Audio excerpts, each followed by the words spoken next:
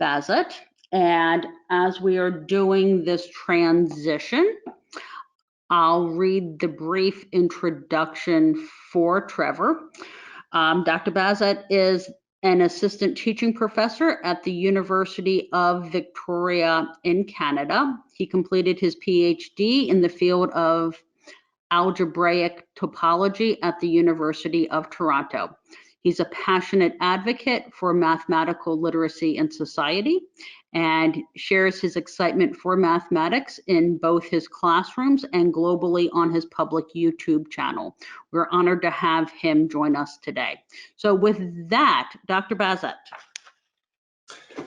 Hello, thank you. And thank you both to ILSI for this wonderful opportunity. I wasn't aware of this organization before Gwendolyn contacted me, but now that I had this opportunity, I've sort of investigated the organization. I've been really impressed with the wonderful work that you do. So thank you for this opportunity and thank you for the work that you do. And thank you for everybody who's listening. We're in challenging times right now. And this topic that Jason and I are going to talk about, there's some natural interest in it. And I, as mentioned, I'm interested generally in society of people having sort of quantitative literacy and mathematical literacy. And I think that this topic is an excellent one for that. As mentioned, I'm a math professor. And when I say that to people, there's different types of reactions they have. You might want to reflect on what your own reaction to that is. And there's two types of reactions that I hear over and over and over again, whether it's random people I meet or students or commenters on my YouTube channel. One comment that they say very often is, I'm bad at math. And I don't know if you're sitting there and sort of nodding off. Yes, I feel like I'm one of those people who's bad at math, perhaps not. If that is you, well, I disagree. I don't think that that's actually true, but okay. The other one, however, maybe rubs my gears wrong, even somewhat worse, is the idea that, is math really useful? I mean, you have to use math to compute a tip, for example, but beyond that, is there any real need? Or maybe you acknowledge that there's need for the specialists at Google or, on Bay Street or something like this, but for individuals within society. And so this is an issue that as a math professor, I confront all the time in my, say, first year calculus courses. Why should the students be there? Is it really useful? And while we're in extremely challenging times right now, one of the things that has sort of come out, I sense at least, is a greater understanding of the value of mathematical literacy within society. For example, the concept of exponential growth, a concept that we're all now perhaps too familiar with. The fact that we can understand that concept and communicate that concept and share that concept, not just among a few experts, but widely, is what builds the sort of social pressures to be able to obey things like social distancing, which of course puts a lot of costs on our lives, but nevertheless is very important. So I hope that there's that small positive of a result of this very unfortunate crisis that we find ourselves in.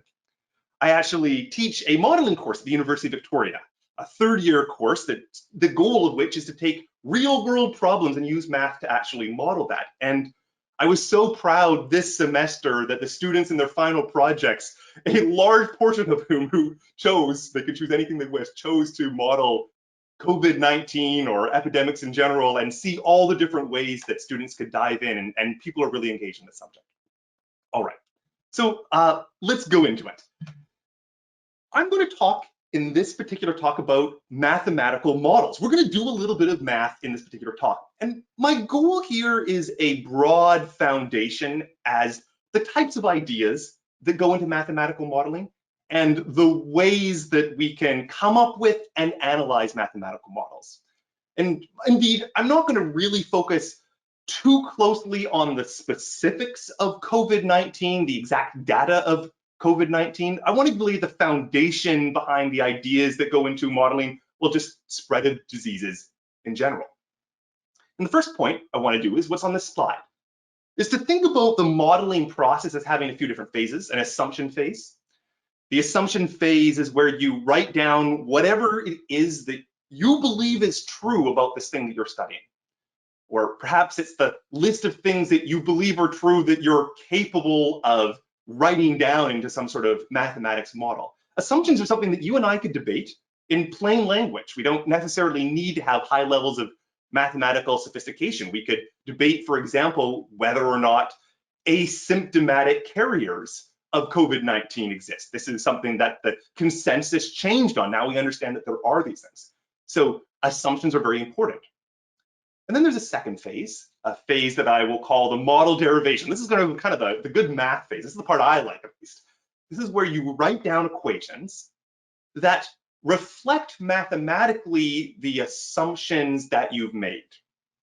And then after you've got these equations, okay, well, equations just sort of sit there. You have to do something with them. And indeed, you can go to a phase which is sort of analysis phase, and you can say, well, what can we learn? We've put in these assumptions, but what's this new result that we can get? What can we be motivated by? For example, you could see that COVID-19 may lead to, if you do not have any actions like social distancing, could lead to enormous numbers of cases. And that's some very important sort of analysis that you can get out of these things. But one word of warning, and I just sort of do this sort of brief overview, is that a model is only as good as its assumptions are. If you have bad assumptions, you can have the most brilliant mathematical model in the world, and its results may be absolutely useless. And likewise, you can conclude whatever you like with a mathematical model. You want to conclude something interesting? Well, some way you can build that into the assumptions, and you will be able to conclude whatever you like. So a model isn't necessarily right or wrong, but it presents a way of understanding the world. All right, so with that basis, let's try to think about one way that we could try to model the spread of an epidemic. And what I'm going to introduce here is called a compartment model, SIR model, or SIR model is our first one. And the way it works is this. It imagines, take all people in the world. I'm going to divide them into a few categories. The first category is called susceptibles. Susceptibles are the people who are capable of getting the disease, which for COVID-19 is still most of us. Most of us are still susceptible to it. And I write S of T here in the name. I'm going to have this shorthand. You're going to see S of T appearing a lot as we go into the future. And it just counts the number of people who are susceptible at some particular time T. Well, that's not everybody. Unfortunately, there's also these infectious people. So people who have gotten the disease and have not yet gone and been recovered. So these are people who are capable of spreading it to other people. So some susceptibles will move into this infectious stage, and then you can move along into a recovered stage after that. So we have a susceptible, infectious, and recovered stages. And the idea is that every one of us listening right now is in one of these three cases. I talked about how we think about what our assumptions are, and then we build a model out of it. Well, this diagram is meant to list what some of my assumptions are. I'm saying there's three categories, not 4 or 5 or 6, although we'll talk about what other possibilities there might be later. And I'm saying with these arrows that they only go this way. So for example, a really interesting one that we're gonna have to talk about later is, what about if recovered people can transition back? Could there be an arrow where they could become susceptible? But nevertheless, these are the assumptions we're gonna make right now. Okay, let's talk about a few other assumptions we're gonna make. I'm going to assume the statement S of T plus I of T plus R of T is equal to N. What I mean by this statement is that if you add up everybody, namely the susceptibles, the infectious and the recovered, what you get is this value of N, and N is just my shorthand for everybody in the world right now. I'm gonna make some simplifying assumptions. I'm gonna assume, for instance, that there's no births. I'm gonna assume that there's no natural deaths, just to keep this model simple. And well, there may be deaths due to the disease. You may have noticed I previously called R recovered, perhaps a bit euphemistically. If unfortunately someone was to pass away, then from the perspective of the model, maybe you'd like to refer to it as removed people. They are people who are not able to infect somebody. So while this distinction, of course, is very, very important to somebody who's infectious, you need to know which category you're going to end up in. From the perspective of the model, it treats them both the same. The other thing I want to consider in this model is I want to refer to something called initial conditions. Initial conditions are what happens at time t equal to 0. So t equal to 0 could be, for example, if you had some town, I'm going to talk about a fictitious town a little bit with 5,000 people. you could imagine that at time t equal to 0, you get your first few cases. S of 0 refers to the initial number of susceptible people. I'll give it the name S sub 0, or sometimes I call this S naught. Just refers to the number of people who are initially susceptible, which is most of us. The number of people who are initially infectious, which is perhaps just one, or maybe the first time you observe it, it's a small number, 10 or something like that. It's a small number, and then we'll just assume that nobody's been recovered. So basically, I've specified what happens at the beginning. And what I want to know is what happens as time goes on. I want to know, what is that S of t? What is that I of t? What is that R of t? How does this develop? So I want some equations. And what I'm going to do is study something slightly strange, not S, I, and R. I'm going to call it S prime, I prime, and R prime. And the idea of that symbol is to indicate a rate of change. So for example, I might be interested in what is the rate of new infectious people per day, or conversely, what is the rate at which people leave being susceptibles per day. So when I have these little primes up here, I mean, some of you will know that this refers to derivatives in calculus, but that's not relevant for this talk. What the primes indicate is that we're not talking about the variable itself. We're talking about how that variable changes in time, the rate of change per day. And indeed, this is something that mathematicians really like. They love rate of changes because that's the way data comes to us. You often know, for example, that you're saving $100 per month. And so you can use this rate that's being told to you to influence, how much money you're going to have as time goes on. Likewise, we get this reporting data per day, and so these rates of change make sense. So what I want to try and think about is let's focus in on what should I put here for my S prime. Well, I'm trying to figure out what would the rate of change of susceptible people. Susceptible people are going to get infected, and how would they get infected? Well, the way someone would become infected be that there'd be some interaction between somebody who was susceptible and somebody who was infectious. Perhaps the infectious person coughs on the susceptible person, or the infectious person touches something that the susceptible person touches shortly afterwards. It's interactions between susceptible people and infectious people that result in someone transitioning from susceptible to infectious, that result in a rate of change. So let me conjecture this as a possible thing to write down for S prime. What you'll notice is that there is a product of S times I, and this S times I think of as the interactions between S and I. If there's a large number of S and a large number of I, then S times I will be a large number. If I was 0, then S prime would be 0. The rate of change would be 0. If there was no infected people, there would be no change. Likewise, if there was no susceptible people, if everyone was infectious, and that's not hopefully going to happen, but if that was the case, then indeed you would also get 0. But if you're in the middle somewhere where there is a lot of infected people and a lot of susceptible people, then the S times I would be very, very high, and you'd have a large number of people transitioning to this infectious state. What's that little A? A is a constant. It's a constant proportionality. It's a positive constant with a negative sign out front of it. And the negative sign is there because if you think about what's happening, well, there's less and less susceptible people as time goes on. As time goes on, more people get infected, less people are susceptible. And thus this rate of change that we have has this particular behavior that this S prime is a negative value. All right, so that's my introduction to S prime. What about I prime? Well, how do you get someone infected? If someone had just left the susceptible case, it means they've just entered the infectious case. So this minus ASI, which is people leaving the susceptibles, if I want to figure out what happens here for the infectious, it just gets added back in. All of those susceptible people are transitioning into infectious people under the assumptions of this model. But that's not it. We also are going to have the possibility that people who are infectious can then become recovered as some time goes on. So I need to add a term for that. So I'm going to modify my I prime, and I'm going to subtract a second term called minus BI. And notice that minus BI, this is now a constant B, multiplied to the number of infectious people. Oh, why might that be?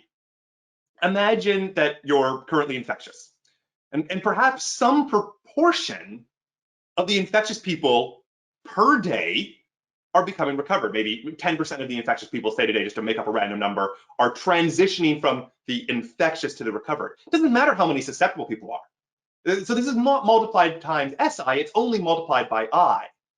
It's a little bit like when you talk about a bank account and you're trying to figure out, well, what is the rate of change of my bank account? Well, it might be, say, 5% interest multiplied by how much money you have in the bank account. So rates of change is some number times how much you have. And the same story here. The rate of change of the infected people is this negative BI. Okay, well, you lose that from the infectious state. What happens? We have to add that back into the recovered state. So the minus BI gets added back in, and so you have this negative there and this plus there. So these two terms are sort of paired up, and those two terms are paired up there. And so what we have here, this is the SIR model. This is going to be our base. We want to do some analysis of this model. And we want to see how we can expand this model, tweak it, add other factors that we haven't done. This SIR model, by the way, is sometimes referred to as the Kermack and McKendrick model for the people who originally came up with it, or the SIR model.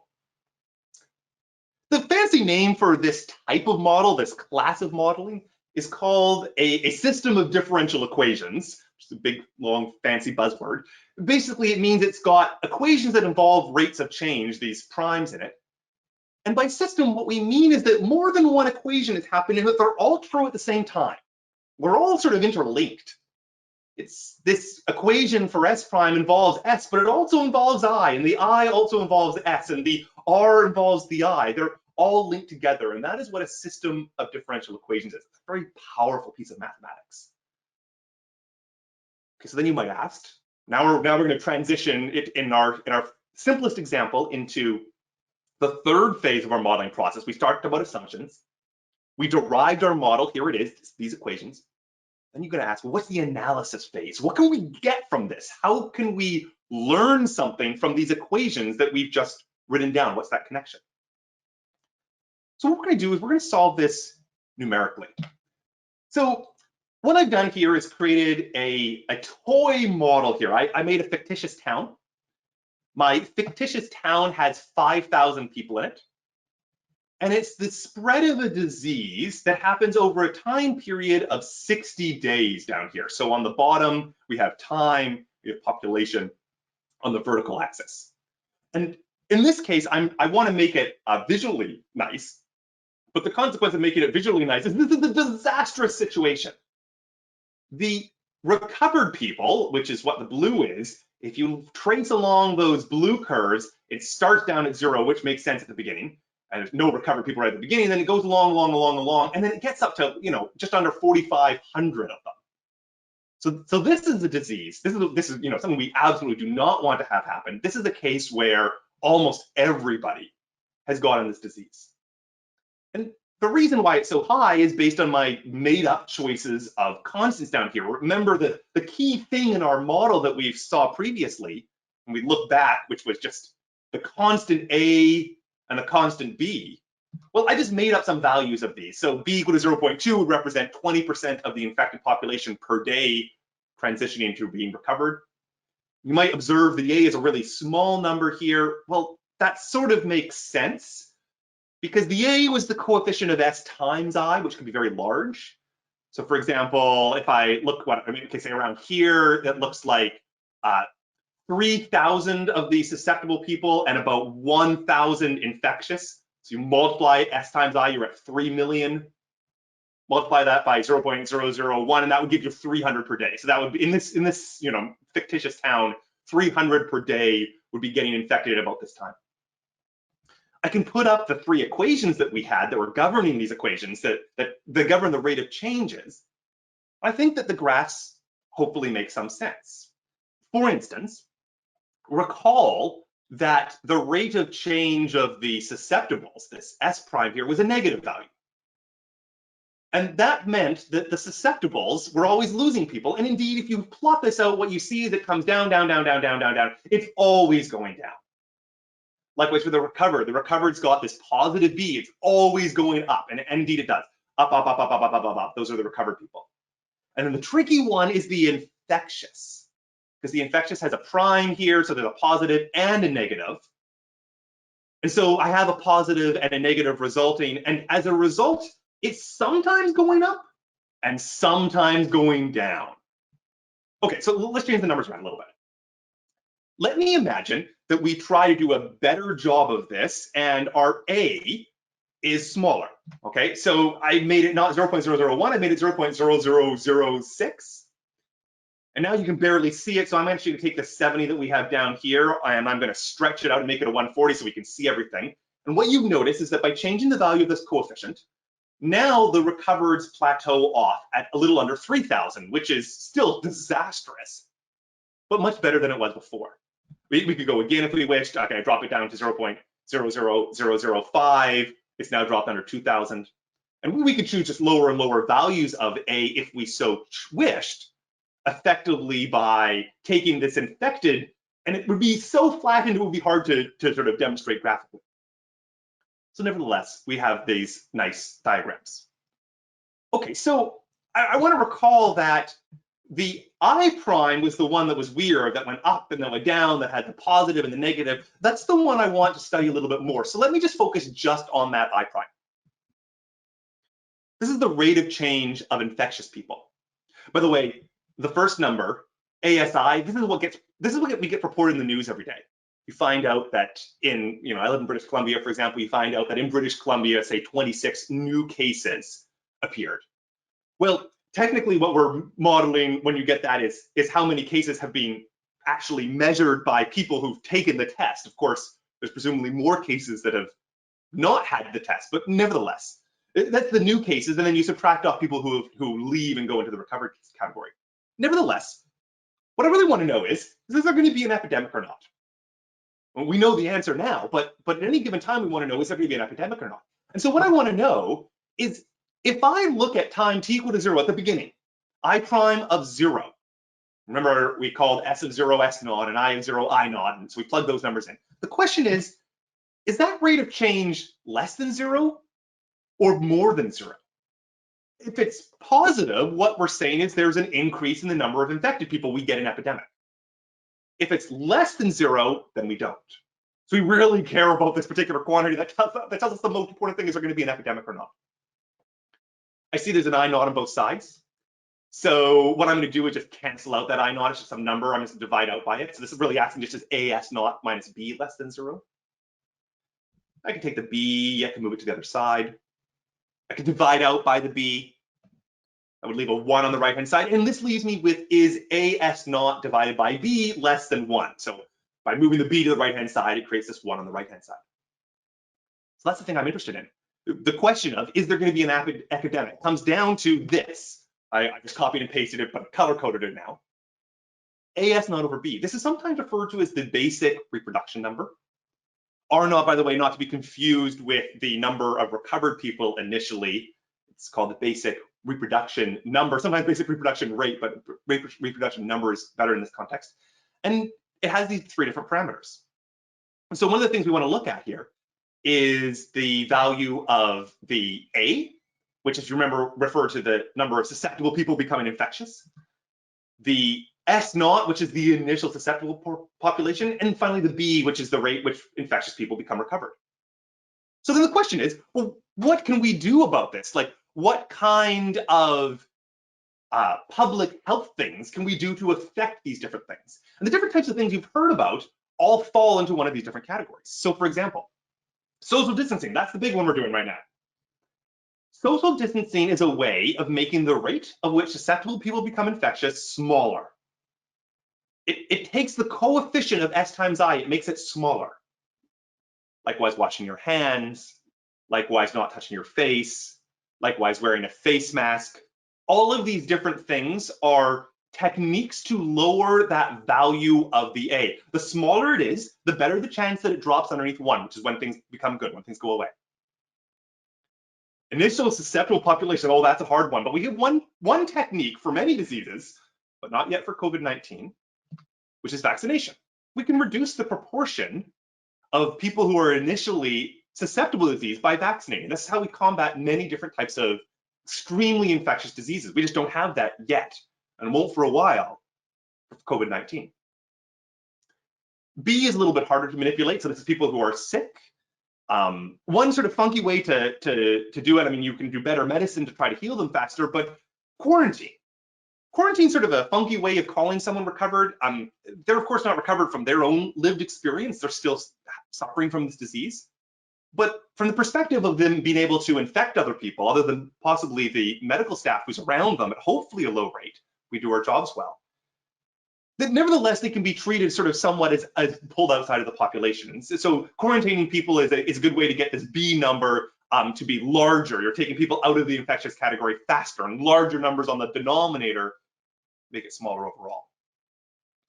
All right, so that is going to give us some types of ways we can affect this basic reproduction number, the core question of whether we get an epidemic or whether we don't.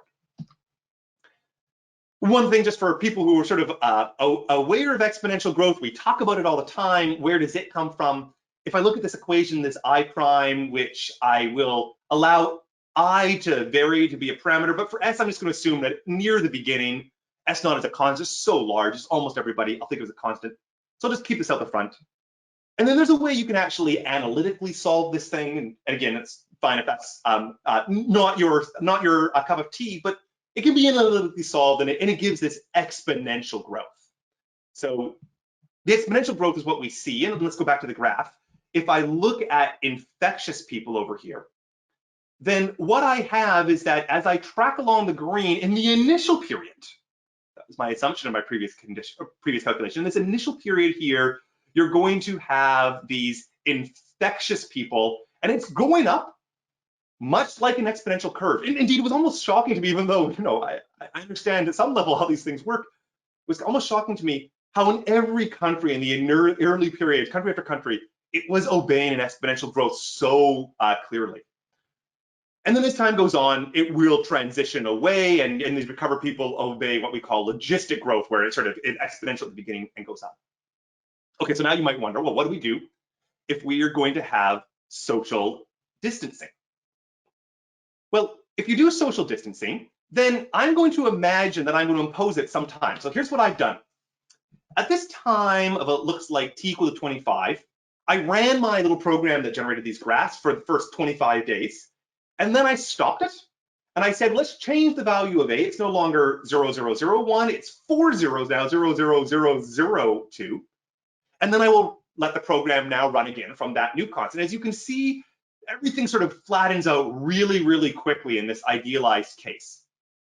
And so indeed, the number of people who end up being recovered, that means who have gotten this, is much smaller than it was previously. So that's the good news. That's why social distancing works. You can see it very dramatically.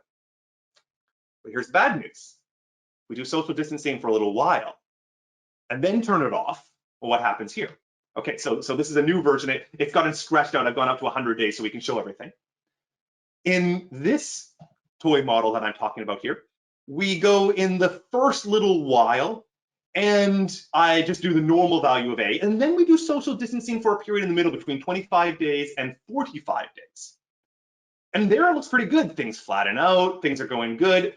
But after 45 days, we turn it off and we stop social distancing. This is the supposition of this particular toy model here. If we do that, then what's going to happen? As you can see, these recovered growth rates, they grow back up and they start building up again. Which speaks somewhat to the importance of getting a vaccine at some point, because at the end of the day, this pattern continues. When you relax social distancing, you should expect some level of growth again. Now, notice the growth has different characteristics. Again, I'm choosing outrageously large numbers, so it looks good here, but in this initial period, you have it really spiking very steeply, and you get this spike here until we turn social distancing on. There is another spike here in the second phase, but it is a much, much flatter one. And that's because instead of the full 5,000 being susceptible, now the susceptibles have dropped down to only a little over 3,000. So when people interact, 2,000 of them who have gotten the disease in this toy model, they're removed from consideration under the assumptions that we have. All right. So When I think about the 3 steps that we've done here, the portion which is thinking about the assumptions that are built in, the writing down of equations, the model derivation, and then finally moving on towards the analysis phase of it, it strikes me how almost overly simple we've been so far. And that's true. That's what we should expect at this phase. There are many assumptions that we have not even talked about. 3 different categories, for example. Perhaps there's more, and many versions of these models take other categories. Maybe you want to stratify by age. You want to consider the effects of vaccinations. How exactly is that going to affect things? There's an enormous number of factors that we're not even considering. And indeed, this model is completely blind to any number of things like urban density and different sort of strategies with different countries and things like hospital capacities. None of this is built into this model, but nevertheless, I hope it gives something of a, I don't know, I suppose an overview of what we can expect. Okay, so I'm just going to jump to my final slide here just to say thank you once again. I hope you enjoyed this introduction, and I look forward to your questions at the end. Great. Thanks so much, Trevor. That's absolutely fascinating. I think we're all reflecting now on what you shared about the math and how that's actually impactful to all. Give an introduction for Dr. Kindrachuk. He's an assistant professor in the Department of Medical Microbiology and Infectious Disease at University of Manitoba, Canada. He holds a Tier 2 Canada Research Chair in Molecular Pathogenesis of Emerging and Re-emerging Viruses. He has broad experience and expertise in emerging viruses and pandemic outbreak preparedness for both developing and developed nations. Importantly, he actively participates in multiple international scientific outreach activities to provide training and expertise to regional partners in Africa, including Sierra Leone, Gabon, and Kenya. Dr. Kindrachuk's research program focuses on investigation of emerging virus circulation, transmission, and pathogenesis. In particular, his work focuses on those viruses that pose greatest threat to global human and animal health, including Ebola virus, influenza virus, and coronaviruses. From his investigations, they will help inform emerging virus therapeutic treatments, strategies, outbreak predictions, and preparedness. Dr. Kindrachuk has served on multiple expert committees with the World Health Organization and also as an associate editor with multiple scientific journals and a scientific contributor with Forbes. He actively participates in interviews with local, national, and international media on a broad range of infectious disease topics. So we're very fortunate to have Dr. Kindrachuk join us today. And with that, please, sir. Great, thank you so much, Gwendolyn, and thank you as well, obviously, to ILSI for the invitation. It's always tough going second, especially when you have somebody that is unbelievably smart and talented going ahead of you. I will put the disclaimer out. I am just a simple virologist, so I hopefully can give some context to the current situation that we're in with COVID-19. And hopefully share some of my expertise and experience on what the situation is and where we're going. So I'm going to just quickly change this over to laser pointer. All right. And so I always start off my talks with essentially the exact same slide. And so this slide was produced by Dr. David Morans at NIAID, National Institutes of Health. I worked with basically alongside David for a couple of years. Another disclaimer, I actually used to be at NIH for about 8 years prior to coming back to Canada to take my faculty position. But David has done a remarkable job over the years of essentially updating this figure, talking about emerging and re-emerging infectious diseases and essentially the global burden. And what we basically know as researchers is that over time, what we're seeing is that we're facing an increasing burden of the emergence of these diseases. And I don't want to start off my talk always with doom and gloom, but the simple fact is that we are really fighting, a battle that we are never going to win. Viruses and bacteria and parasites and really every pathogen under the sun has been evolving for eons longer than we have, and they are extremely efficient and extremely good at what they do.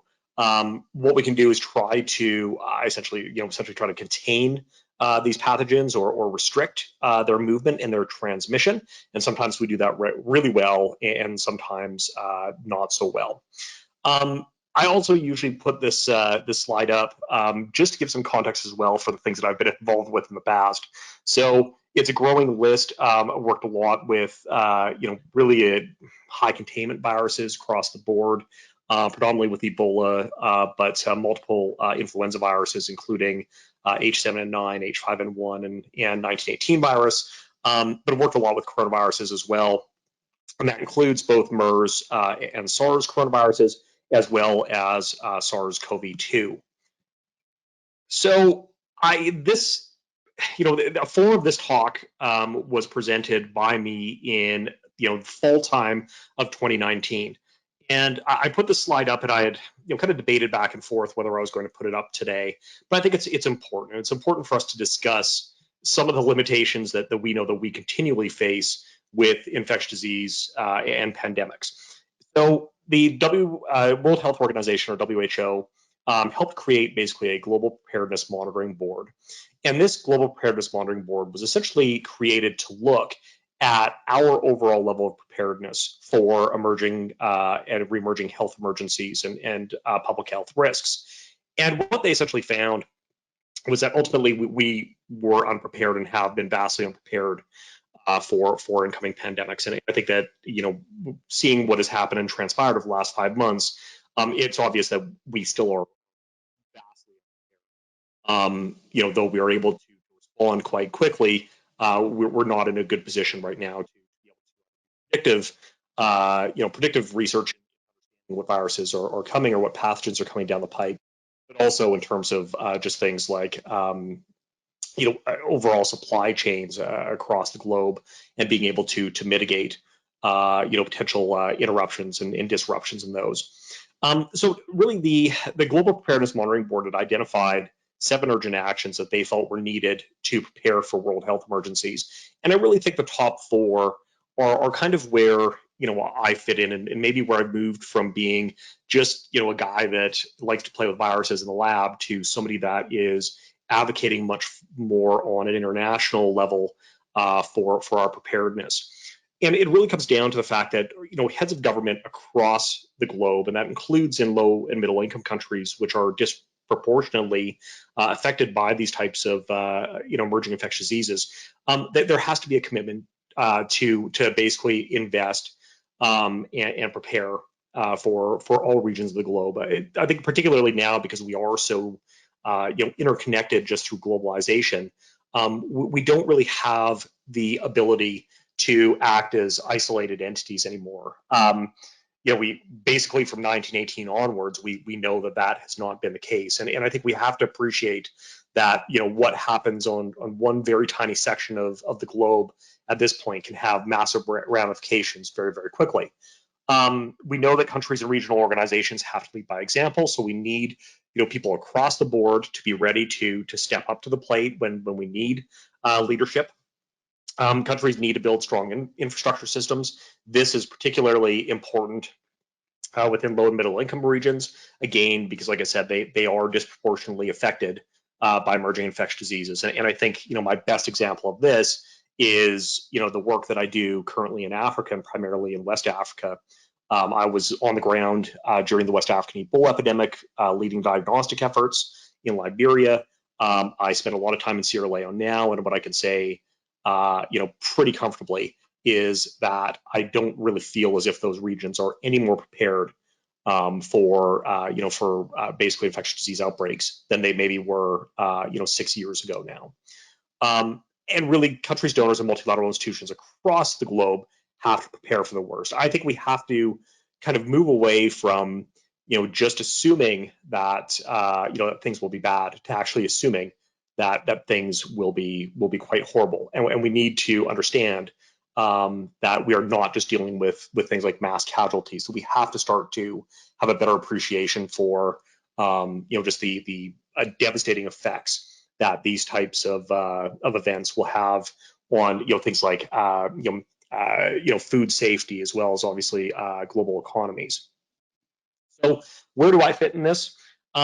Basically, I run essentially what I term, or what people have termed, One Health, looking at emerging viruses. And when I talk about One Health, what I'm really talking about is this interface of essentially humans and animals, but their environment. So trying to understand essentially how viruses move between different animals, including humans, and how that movement is actually related also to the external environment. So things like changes in temperature, or changes in precipitation, or changes in urbanization. How can we start to understand all these variables and the roles that they play in basically spillover events of viruses into either wildlife or into humans? And this is really based out of, predominantly, like I said, out of Africa. So West Africa and Sierra Leone do quite a bit of work now in Central Africa, mostly in Gabon and Republic of Congo, but a little bit in DRC. We're getting involved with some work primarily on gorillas in Rwanda. And then I was actually most recently in Kenya for 3 weeks in January, leading an emerging virus science outreach program to try and help build local capacity. So with that and kind of that background, let's jump into the thing that you're all probably here for and probably the most interested in, which is this this new beast that we are facing called COVID-19. So let's just talk about a quick introduction to coronaviruses, because I think it's something that maybe we don't give, or us, me and others as scientists, we don't give enough credit to when we do media interviews, is the fact that while SARS coronavirus 2, which is the virus that causes COVID-19, while that one is novel, coronaviruses have been around for a long time. They're a massive family of viruses. They have an RNA genome, so it's a single-stranded positive sense RNA genome. It's actually fairly, it's not as error-prone as other RNA viruses, and that actually has to do with basically a proofreading activity within the polymerase for the virus. So basically, as the virus makes more copies of itself, it's able to basically do a quick proofread or a spell check as it goes through and starts recreating those viral genomes. And that leads to a reduced rate of mutation within these viruses. There are multiple subfamily members, and we now know that there are 7 coronaviruses that cause diseases in humans. Basically, 4 of these have been circulating in the population since, some probably in the 1960s. They predominantly are related to very mild or cold-like illnesses in humans. They're endemic in the human population. And really, they were the reason that nobody really paid any attention to coronaviruses for a long period of time. The coronas just were not, really seen as being, a virus that was going to impact global public health. And although we did see some cases of severe respiratory illness, those were predominantly in children that were, compromised, or as well in seniors that had underlying health conditions. That all changed though in the early 2000s. So 2002, we saw the emergence of SARS coronavirus within China, which ended up being an epidemic that stretched across the globe. And then we saw a subsequent emergence of MERS coronavirus in 2012, which continues to cause isolated outbreaks, predominantly through the Middle East, but also in South Korea.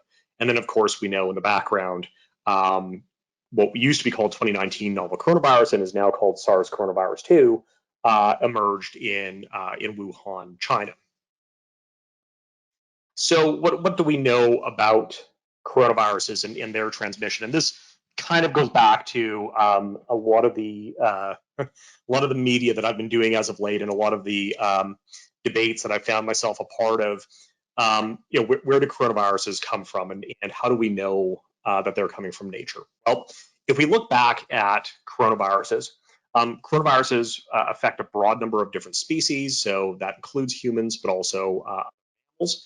But one of the things that we know is that bats actually act as a pretty good reservoir for a number of coronaviruses. And what that means is basically bats, as much as I love them as animals, and I think that they are unbelievably cute, especially the giant flying foxes, they are also essentially a perfect virus machine. And we're still getting into, I guess, a more thorough understanding of why that is. But what we do know is that bats basically can allow, various emerging viruses to essentially persist within their tissues for long periods of time. And we don't quite understand why. We don't understand why, that occurs in bats, but yet when that virus spills over to other animals or to humans, that we see, either some sort of disease symptoms or in case of humans, often severe or fatal disease.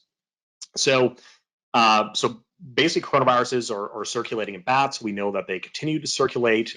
Peter Daszak and EcoHealth Alliance did some recent studies in China, basically showing that there were numerous coronaviruses that are circulating in bats. And in fact, if you look at villages that are close to bat roosts, they were finding that there was anywhere from 2 to 3% of the people in those villages were becoming seropositive or seroconverting for exposure to coronaviruses. And what that means basically is that these coronaviruses are spilling over into humans that are living in close proximity. So these things are occurring in real time and will continue to occur.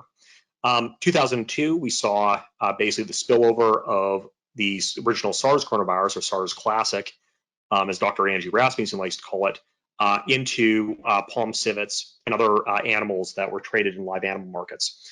So that was, basically the first spillover into animals, and then subsequent transmission from the animals into humans occurred. And once it basically got into humans, then we primarily saw transmission in hospital settings where the virus was able to transmit to other humans and ultimately led to about 10% case fatality rates. MERS coronavirus in 2012 was a little bit different. What we think has happened is that the virus probably spilled over from bats, around 3 decades or more ago into camel populations in the Middle East. And basically the virus started to circulate within camels. In camels, what's been found so far is that MERS coronavirus produces a very mild illness. So basically camels get essentially like a cold and basically get the sniffles.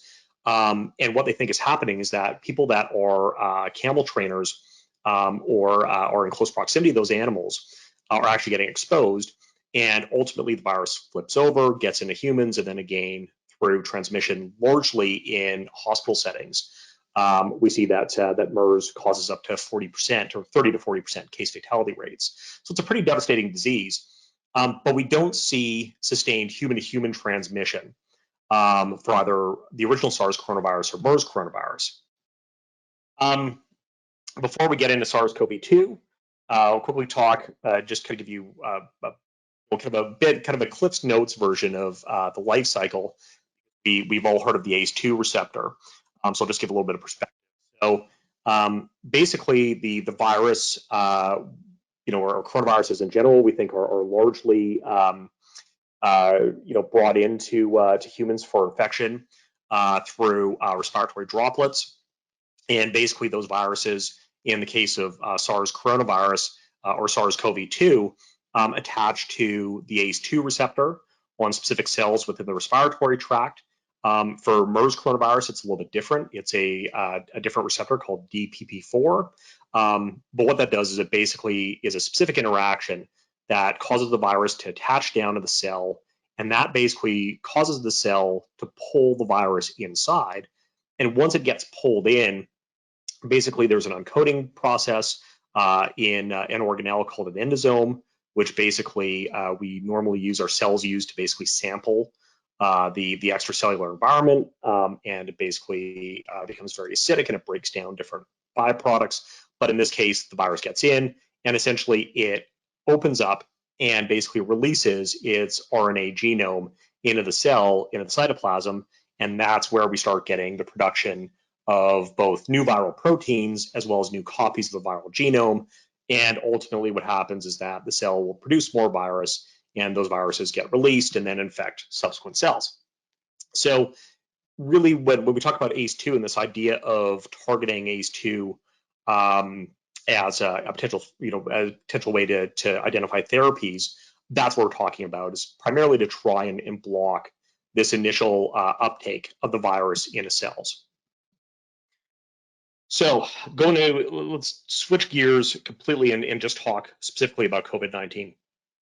So basically on December 31st, 2019, there were initial reports that came out on basically ProMed email on that evening talking about a SARS-like illness that had been identified in China.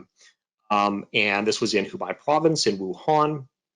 And basically what they said was that there was a cluster of atypical pneumonia cases that were exhibiting signs similar to the original SARS illness. And all of these cases were linked to, or potentially linked to, a live animal market. And that kind of, got basically the scientific community on social media, pretty, I don't want to say, pretty concerned, but I think it kind of flipped the switch a little bit from being an interesting observation to being something more along the lines of this could potentially be something much larger. And the reason being was this link back to SARS. SARS had disappeared essentially at the end of or mid 2004. We have not seen any cases in basically the 15 years since then. So for it suddenly to emerge, that was a big concern, because we knew that that virus had spread fairly well with fairly good case fatality rates, in the early 2000s. And I kind of put this up all the time, again, not because I feel like that started to tweet and talk about this, but to give you an idea of the conversations that were happening. December 31st, so on New Year's Eve, the other Dr. Kinderchuk in my house was much smarter and much more talented than I. Her and my 19-month-old called it early for the evening, and basically I saw the initial tweets that came up and started talking to Dr. Megan May, who's also an emerging virus expert. And this was one of many conversations that were going on across the globe of saying, what is going on? Is this something new, or is this SARS coronavirus again? Well, what do we know now? Well, we know that this was something new. In a matter of 5 months, the virus has spread from China outwards across the globe. So we've seen, obviously, Europe had been hit hard throughout February and into March, and then of course the virus got into North America. Canada initially looked like we were going to take a pretty tough hit from it, with cases in British Columbia as well as Ontario and Quebec.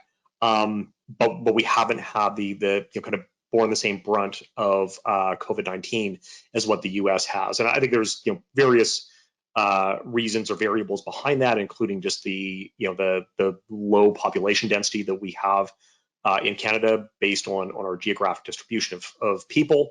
But what we do know is that this virus has spread everywhere across the globe, and as we're starting to see cases clear up in some regions, we're starting to see potential signs of potential second waves starting to crop up as well. And for us, this is a big concern. We're a population that has no pre-existing immunity. We have no vaccines and we have no therapeutics. So we are somewhat at the behest of this virus right now, unless we can actually try and just essentially curb transmission by not giving the virus the opportunity to transmit from person to person. And this gives an overview of, really what the data looked like. Like I said, I was in Kenya during mid to late January for 3 weeks. We were talking at that point as a classroom about COVID-19 and potential concerns within Africa, because we knew that there was a lot of Chinese trade that was going on with in other regions across Ecuador. And cases were starting to spike. Now, in this time frame, I don't think we expected this. I think we knew that there was something unique going on, but we didn't see the immediate spread to Europe that I think maybe we had somewhat anticipated. And I think we thought at this point, as cases started to kind of trail down into February within Wuhan, I think we started to think, okay, maybe we've actually dodged a bit of a bullet here. And then, of course, we know that cases took off through the Middle East and obviously through Europe and in Italy. and then got into North America and have been just devastating for public health and global economies. So what do we know at this point? Well, I think, listen, I know that there is still some discussion about what the origin is of SARS coronavirus 2, and how confident are we that this was an engineered virus? I'll just put a caveat: it was not. And how confident are we that this was not an base?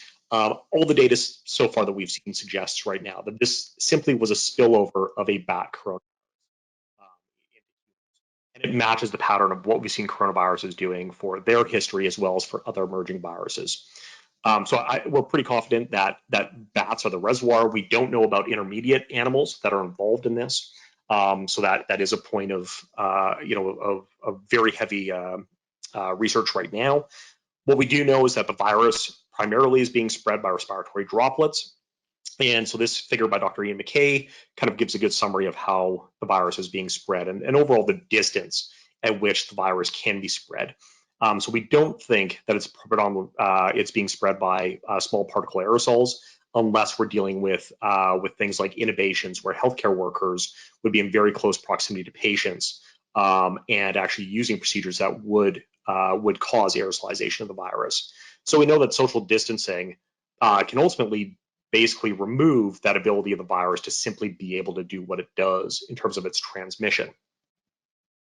I get a lot of questions about COVID-19 and influenza, and that's because I work with viruses, and a lot of people, when we think about pandemics and even epidemics of respiratory viruses, the easiest comparator is to go back to influenza. We had unbelievable tolls on human health and global public health for over a century now, and even longer.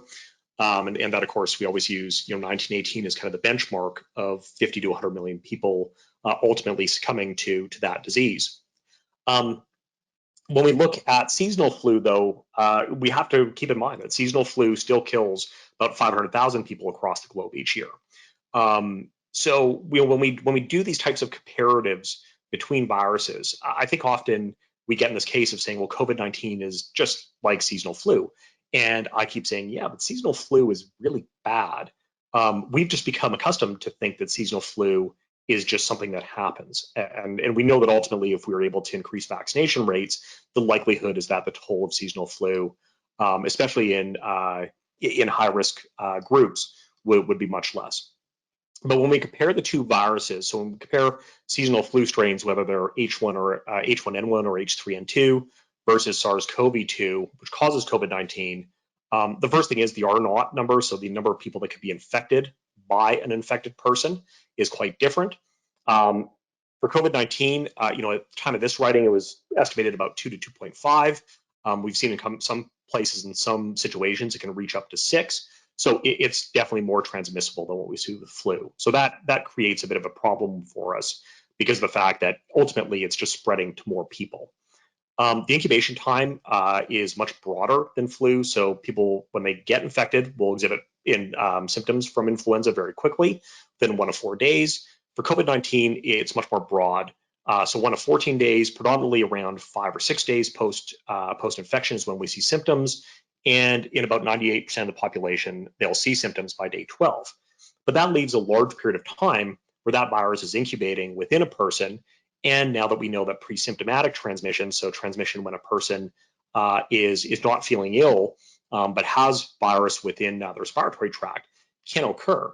So now, it makes it a lot more difficult to say, well, when can we start to identify COVID-19 patients, and how do we go through and test and identify all those pre-symptomatic folks that are potentially able to transmit virus? Hospitalization rates are very different. COVID-19, when you look, again, we talked about seasonal flu, as being, something that kills 500,000 people a year. It puts about 2% of people in hospital. COVID-19 so far is about 19%. It'll probably become less so as we start to get a better idea of how many people it's transmitted to, but it still is putting a lot of people in the hospital. And the case fatality rates definitely vary from region to region and situation to situation, But what we can say pretty comfortably is that for COVID-19, the case fatality rates do appear higher. What creates a bit of a problem for us when we start to think about things like, trying to diagnose or trying to identify COVID-19 patients and transmission in communities is that ultimately what we have is basically a delay between the time that people are actually getting infected and displaying symptoms as compared to when they're actually getting So what ends up happening is that we actually have, basically this break or this time lapse between the point of somebody being infected and potentially transmitting virus versus when they're actually being tested. So I know that the figure is ultimately, it's very busy, but this time lapse creates an issue for us because what we're seeing when we see case numbers is that those case numbers represent what happened in the past. So what we have to think about is the fact that as we start to implement new procedures, or we start to do things like changing social distancing parameters, like we've done here in Manitoba this week with our kind of first phase of opening up social distancing measures, we won't see the effects of those events for probably somewhere between 7 and 14 days. So that makes it a little bit harder to try and predict what is going on with this virus, and again has put us fairly far behind the 8 ball at being able to understand what our actions are going. When I was in Kenya and cases started showing up in China, and we started hearing some of the clinical data, or started seeing some of the clinical data that was coming out of China, basically at that point the story was centered around the fact that the majority of deaths and severe cases were predominantly related to people that were seniors or that were quite elderly or health complications. So I think at that point the story became it's basically a disease that affects a very small segment of the population. Everybody essentially under the age of 65 it will be fine, that they won't get they won't show signs of disease, or they will have very mild disease. Well, the story's not quite that easy, because when we look at data coming out of the CDC down in your neck of the woods in the US, when we look at hospitalizations across all of the different age groups are actually pretty similar, until you get into the more senior populations, where actually death starts to take over in ICU, care starts to become higher.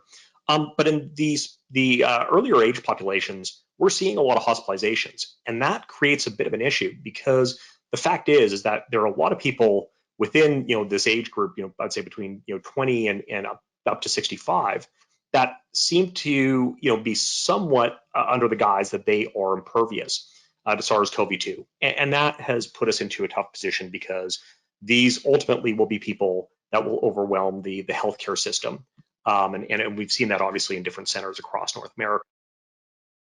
What we don't know, and we're starting to get a better idea of, is when did the virus spill over? So I've said at the very start of this that everything with the initial cases was linked back to a single seafood market or animal market in Wuhan, China, that basically stemmed from an animal market in December.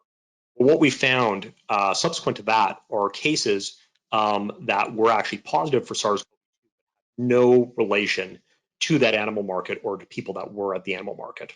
So this starts to suggest that this virus was likely transmitting for a longer period of time in the background, and we've seen recent data over in the past couple of weeks to suggest that it could have been back probably closer to mid-fall that the virus was circulating under the radar. Where did the virus come from?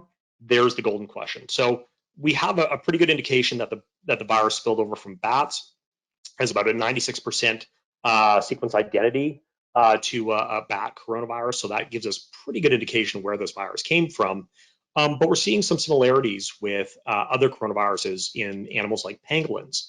So it starts to suggest that there might be intermediate animals that we need to take a look at, that the virus might be circulating through, and may actually relate back to the live animal markets. We've also recently seen that transmission from humans to cats as well as mink has occurred, but that transmission has all been one direction. So we have not seen basically unidirectional transmission of the virus from animals back to humans. but it gives us, again, some data to start to look back at the origin story for this virus. About a transmission, we, I think, pretty safely can say that we think that everything is related back to predominantly respiratory transmission of the virus. We have found some indications of potential virus positivity in stool as well as in urine, but there's still a lot of questions as to whether or not there's infectious virus within those fluid samples. There's actually a story that I have yet to read today talking about potential virus positivity in semen, which is quite interesting for me because of the work that I do with Ebola and Ebola persistence and sexual transmission. So we will get a better picture of what's going on with transmission as we're starting, as we start to roll through more of the clinical data, predominantly from here in North America. Reinfection. So we've talked, we've heard a lot about reinfection as of late. We don't think reinfection occurs. So with animal models, predominantly non-human primates, basically non-human primates that are infected and recover from disease, so far what we've seen is that they can't be reinfected. So it gives us some idea that animals, are basically and of course, we heard stories about people that had negative and then became positive after recovery. Well, we think that actually that has to do with limited detection with the diagnostic assay. So essentially, if you are testing low enough amounts of material, you basically get to a point where it's essentially a coin flip, whether you're going to be positive or negative. So a lot of those tests we think are basically just false positives. Protective immunity, we're getting a better idea of right now. So there's been a lot of discussion about whether or not people that are, recover from infection or who have been infected. And we know that right now it looks like the virus actually only transmitted in some cases through 2 to 3% of the population, which means that a very low number of people were infected in this first wave of COVID-19. So we're nowhere near herd immunity for this virus, but we also don't know if these people are actually protected. So even if they seroconvert and they produce antibodies, will those antibodies protect them from subsequent disease? Well, what we do know and we have some evidence for is that if you take convalescent plasma from recovered patients, and if you treat patients that are severely ill with that convalescent plasma, they actually recover faster than patients that are not treated. And that starts to suggest that there are antibodies or factors within those recovered patients that provide some amount of protection for the virus. So the story is not clear yet. The data certainly remains variable in humans, but I think we're getting better indications of what the profile looks like. And the last slide I'm going to really kind of mention is this whole idea of distinguishing misinformation.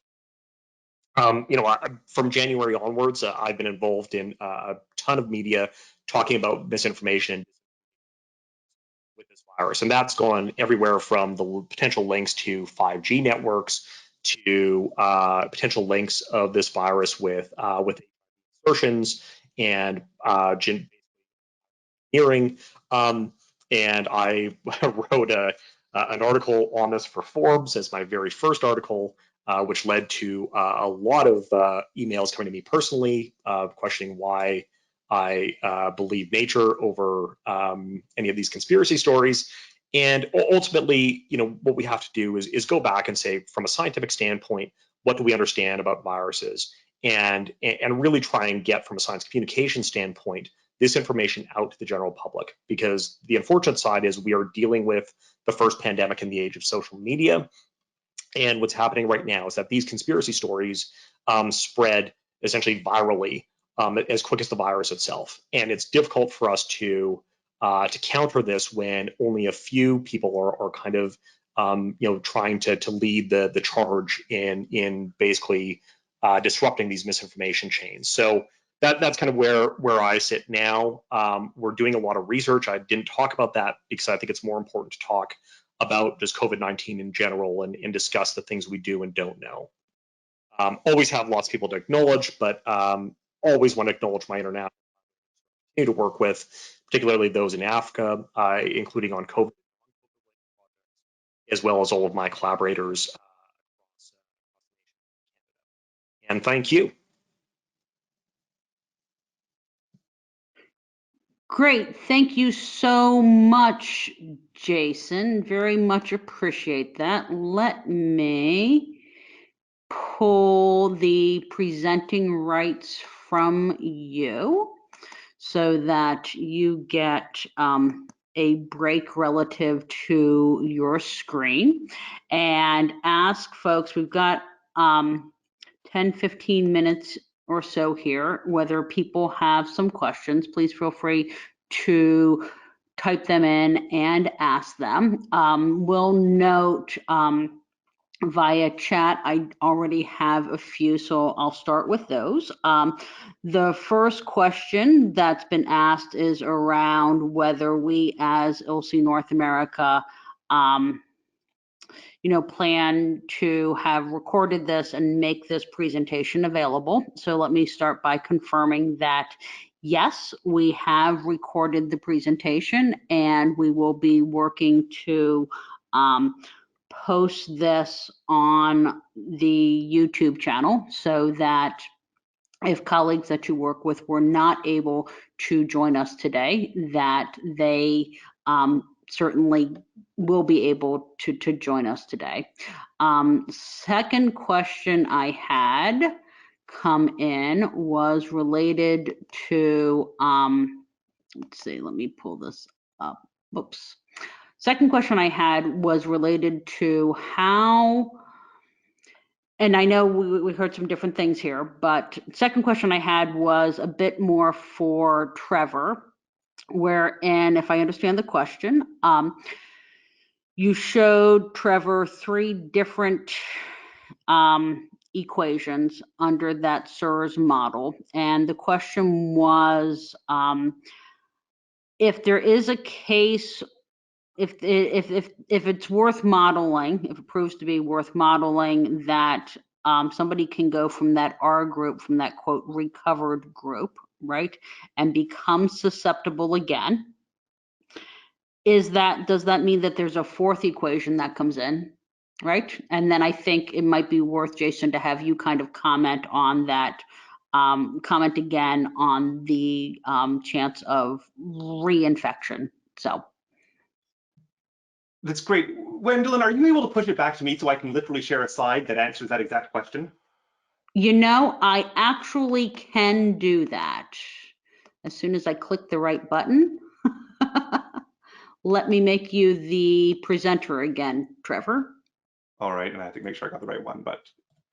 So the question was a great one, and to restate it, just to make sure we're clear, the question I believe was about if people who are recovered could go back and be susceptible, which is Jason was just sort of finishing up in his talk, was discussing at some level that possibility. So from the level of the modeling of what that happens, basically, if you recall, these equations were the original 3 equations. And what we're trying to say is that some portion of people who are recovered could end up back in the susceptible camp. And so basically what I do is I just subtract some portion from the recovereds and add them back directly into the susceptibles. So it's not like a 4th category of person, it's just that some percentage C of those recovered end up going back into the susceptible camp. So that's how I would typically deal with that particular thing.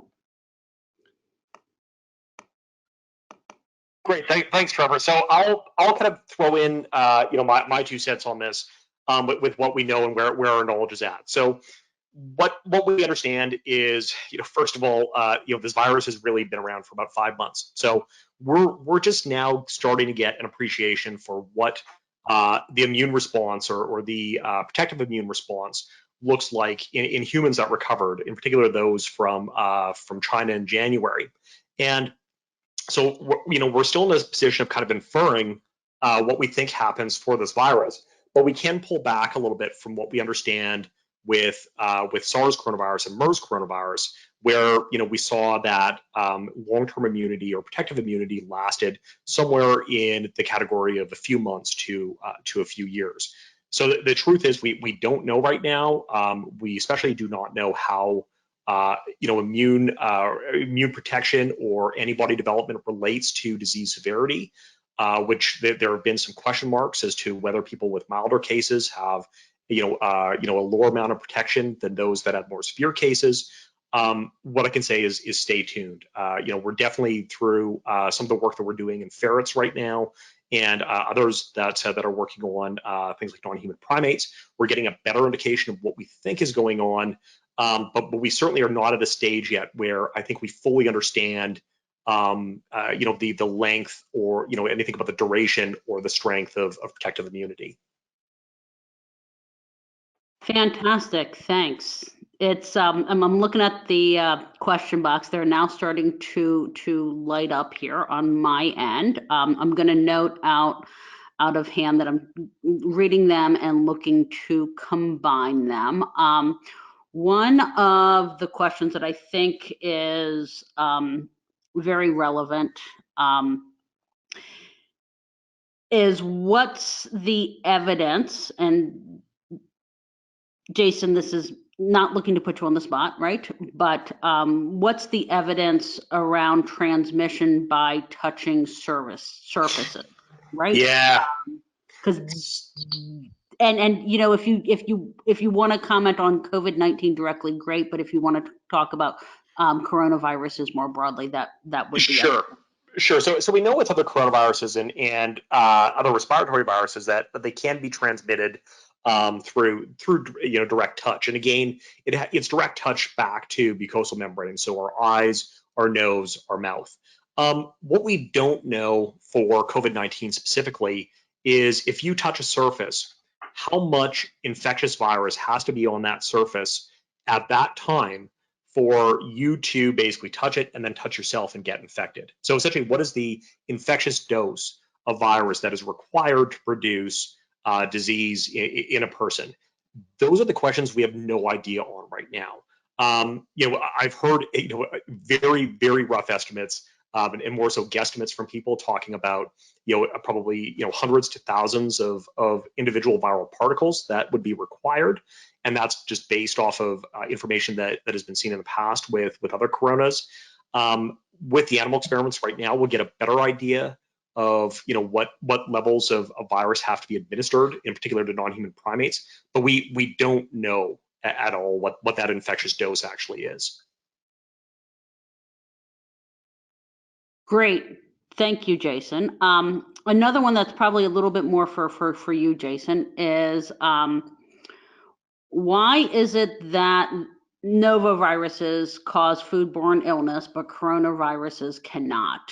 I think it's a high-level question, but I think that's very foundational and would be good. No, it's a fantastic question, right? So, why do people when they go on cruise ships get sick by noroviruses all the time? Yet, we know that coronas, obviously, COVID-19 got onto cruise ships as well, but it's not as common, right? And we don't see nearly as much transmission. It all comes back to the nature of the virus itself. So coronaviruses are what we call enveloped, which basically means that they are surrounded by a layer of fat or lipid that basically they take with them as they basically are released from our cells. And the downside of that lipid for the virus is that lipid can actually be disrupted fairly easily. So whether you use things like ethanol or even UV light or different chemicals can break those apart. But we also know they're not very hardy. So what happens over time is, and actually fairly quickly in a lot of cases, is that basically those lipid membranes are not very stable and they split apart. Non-enveloped viruses, so things like the noroviruses, they actually last a lot longer because they don't have that same kind of fragility as what the envelope viruses do. And that basically allows them to essentially persist for longer periods of time and also be more resistant to things like acids or pH changes. So that's why when we look at noroviruses, they last for so long in food sources. They're able to be transmitted easily. They last on surfaces for a long period of time. Coronas just don't. So we have concerns that within about 24 hours, that kind of initial period that coronas can likely remain viable on surfaces. But after that, they'll fall apart. And that's the same thing with influenza and same thing with Ebola, that they actually on a surface, they're not very hardy viruses. And that's kind of as simple as I can make it. Great. Thanks, Jason. Last question, because I want to be respectful of everybody's time here. So, is around reports that the virus is somehow different due to different severities being seen in China versus parts of Europe versus the US versus Canada? Or is it all the same virus, or are they different, right? Is there a difference in infectivity and severity, I guess, is another way to ask that question. Trevor, do you want to add anything in before I do? No, go ahead, please. Okay.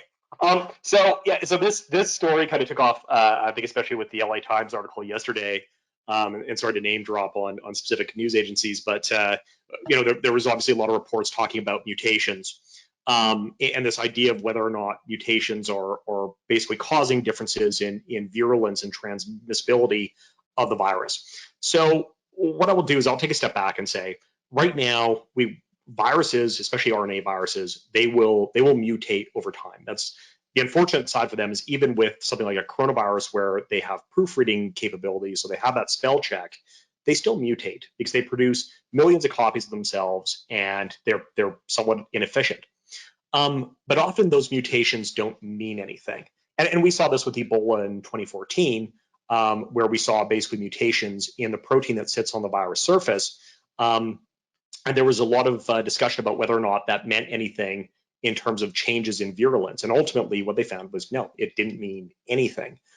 We've seen some discussion recently about changes and a specific change in a very specific amino acid in the spike protein on the SARS coronavirus 2 virion. But all information that we have so far really does not suggest that we're seeing differences in patterns of transmission or patterns of virulence.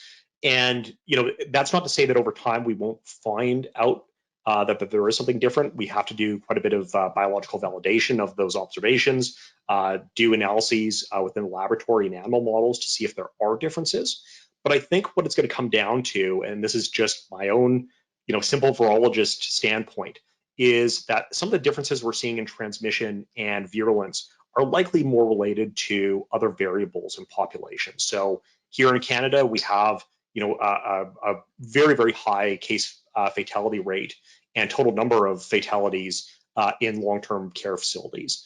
And that's because the virus was able to get into those areas and really decimate those populations.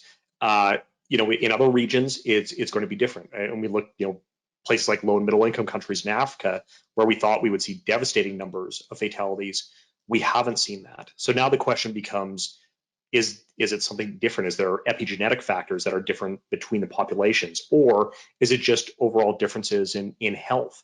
I think we'll find out as the months roll on, as people analyze through the data. But all suggestions at this point are that the virus basically is essentially behaving the same way that it did when it first emerged in Wuhan. Great, thank you. Thank you again, Jason, for that. Realizing that we are coming up against our time limit, I want to thank the attendees and our ILSI North America members from the public and private sector for their engagement today in this webinar. I want to especially thank Trevor and Jason for their time, their energy here today. Trevor, I think the slide in particular that you showed, which demonstrated how social distancing impacts the variable alpha, right, and versus quarantine hitting different numbers. I think that is, at least for those of us who are math geeks, very comforting to sit there and go, oh, okay, now I get how it works, right? So thank you very much for that. And Jason, thank you very much for taking the time to walk all of us through, why and how SARS-CoV-2 has come out as such an impactful virus on us on a biology level. So thank you for that. So with that, want to wish everybody a good rest of their day, and thank you again for your time and your engagement.